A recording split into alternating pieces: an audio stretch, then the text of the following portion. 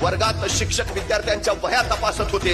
एका मुलाची वही घरी राहिली. त्या मुलाला शिक्षकांनी उभा केलं. म्हणे वही कुठं आहे? अभ्यासच केला नसेल, उगा खोटं सांगतो वही घरी राहिली, हात पुढं कर. त्या मुलानं हात पुढं केला आणि छडी मारायला त्या सरांनी छडी उगारली. अचानक त्यांचं लक्ष त्या मुलाच्या हाताकडे गेलं आणि ते शिक्षक म्हणाले, तुला छडी मारून तरी काय उपयोग आहे? तुझ्या हातावर विद्येची रेषाच नाहीये, उपयोग काय तुला मारून?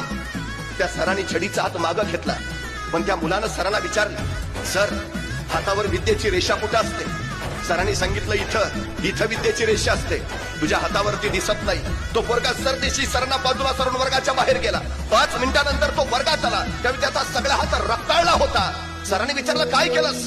गुरुजी, नियतीनं माझ्या हातावर विद्येची रेष आखली नसेल, पण मी बाहेर जाऊन चाकून माझ्या हातावर विद्येची रेष काढली आहे. मी विद्या घेणार गुरुजी, मी शिकणारच.